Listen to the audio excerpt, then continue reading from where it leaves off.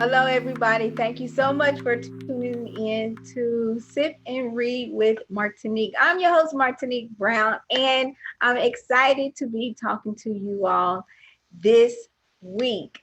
Can you believe we've been reading this book right here for the last 4 weeks?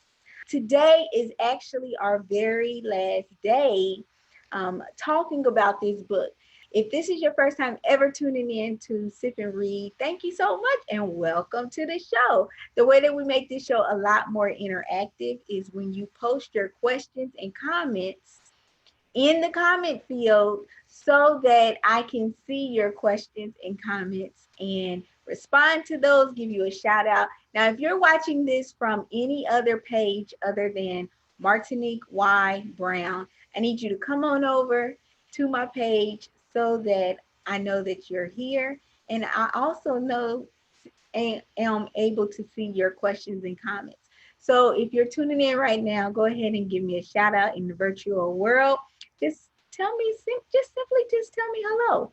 Also, I would love for you to subscribe to my YouTube channel, which is Martinique the Storyteller. The link is in the description box. And follow me on Instagram.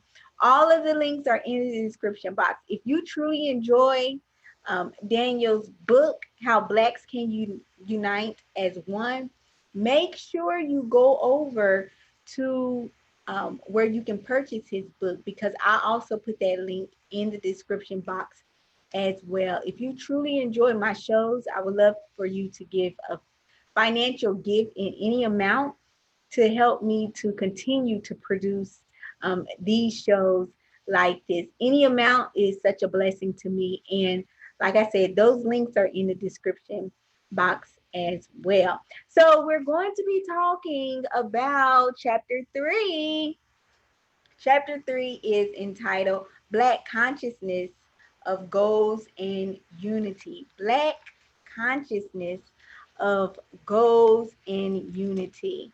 So, like I said, let me know if you are tuning in and if you are watching. So, Daniel actually teaches that Black consciousness is the realization that we as Blacks need to come together around the cause of our oppression and to operate as a solid group in order to get rid of the bondage that binds us to perpetual slavery and servitude. He also mentions that without an authentic self awareness, our consciousness as Blacks, often we struggle and we seek to play on the same team towards the same goal.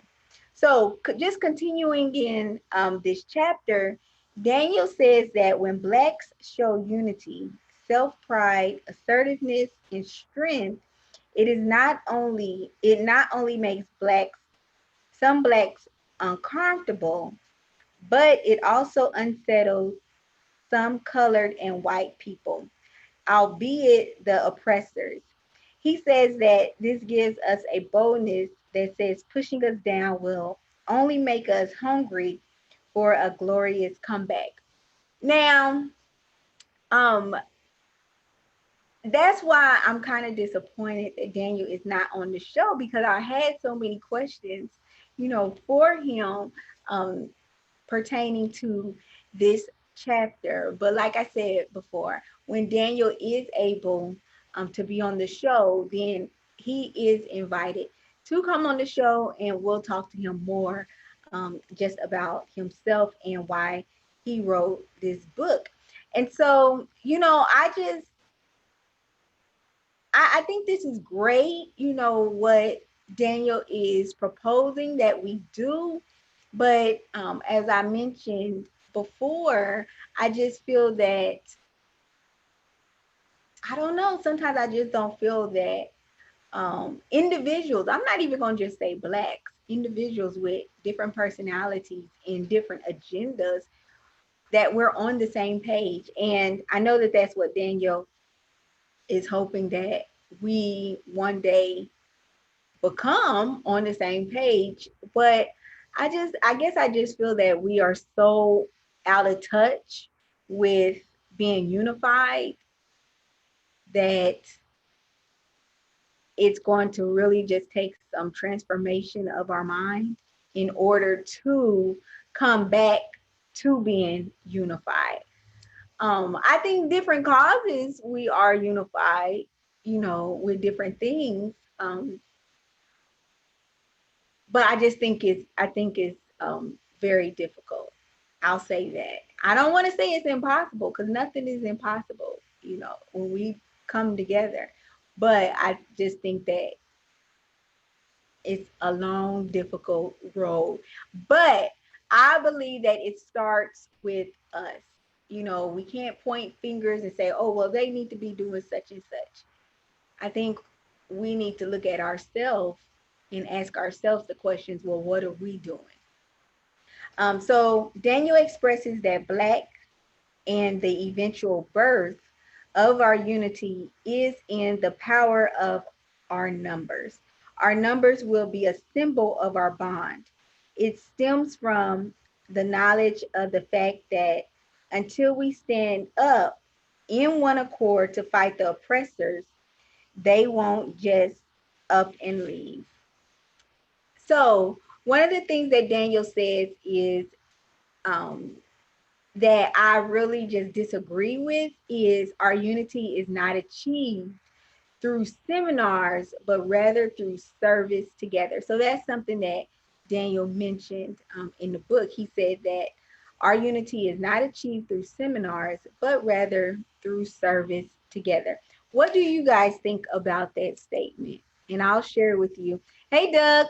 So I'll share with you what I think about that statement. So again, Daniel says that our unity is not achieved through seminars, but rather through service together. What do y'all think about that? Do y'all think that's a true statement, or do you disagree with the statement? So I am in I'm in the lane of disagree. And I believe that in order for us to have and maintain a unified voice that creates change, we need these seminars, we need these classes where um, we learn how to fight and we learn what we are fighting for. I think that we have to become strategic in how we attack the enemy that's oppressing us. And I think that because we have dealt with this struggle for so long, we can actually look at things that has worked for the cause and things that have not worked for the cause. And I think that the service part goes hand in hand with it because for our mission, because it does take a number of people in order to bring feet to the mission, to accomplish the mission. But what do y'all think? What do y'all think about that? I mean, I don't think it's an either or. I think it's seminars and service.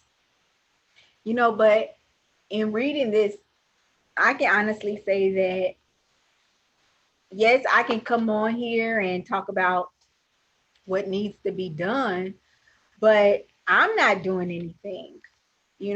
And so I can just be open and honest with you all.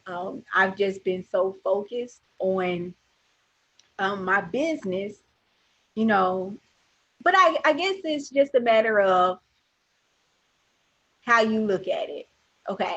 So with me just now saying that, I guess I have not been very vocal about like, the struggle of or our struggle of police brutality and things like that.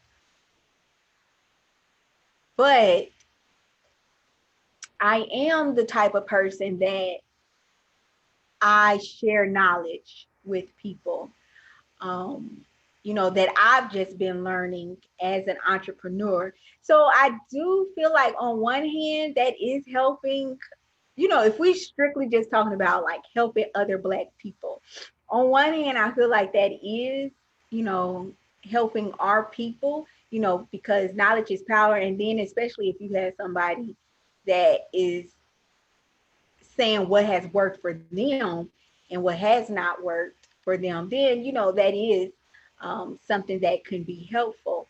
But I guess when I'm looking at it on the standpoint of Daniel's book, you know, in the eyes of oppressors, I don't know. I don't think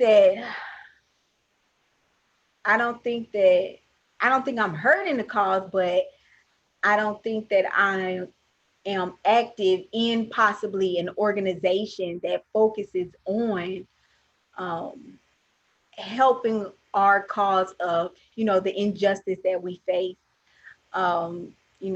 just not being treated fairly and things like that.